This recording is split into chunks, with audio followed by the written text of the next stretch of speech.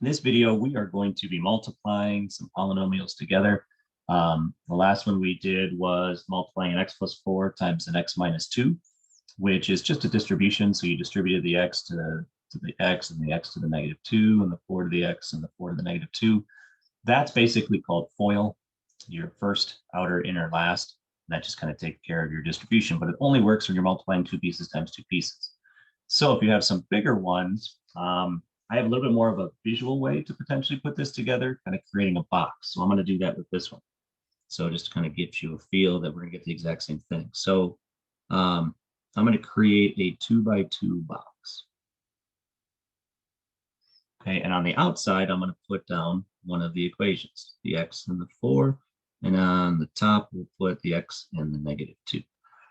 Okay, and then I'm going to multiply these two together. And really all it's doing is organizing your distribution that you got going on so you can't miss anything. So we multiply x times x, which is x squared. We multiply x times negative 2, which is negative 2x. X times 4 is 4x. And 4 times negative 2 is negative 8. All right, and then you combine your like terms. So we start with the highest power, which is x squared. And then we'll add these two together, which is 2x. And then negative 8. So you get the exact same thing, it just organizes a little bit different. So if people kind of lose track and you kind of forget what you're doing, then let's just create a box and you can't miss anything this way. So the challenge or the trick is you just got to know what size box you got to create. So for here, you got 2 pieces times 3 pieces. So then that tells me that I'm going to multiply a 2x3 box. I'm going to create a 2x3 box.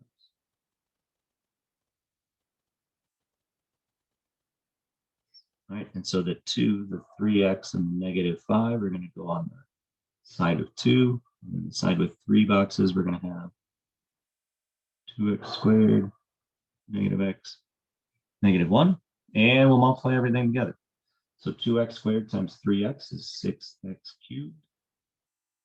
2x squared times negative 5 is negative 10x squared. 3x times negative x is negative 3x squared. Negative x and a negative 5 is a positive 5x. Negative 1 times 3x is negative 3x, and negative 1 times negative 5 is a positive 5. And then you combine your like terms.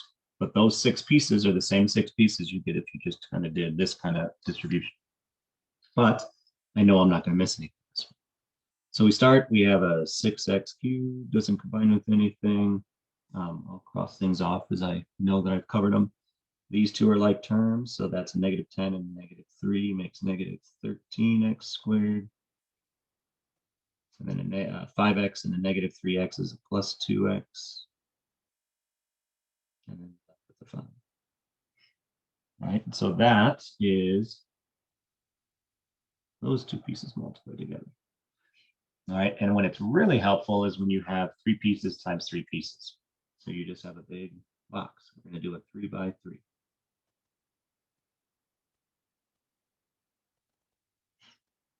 All right, so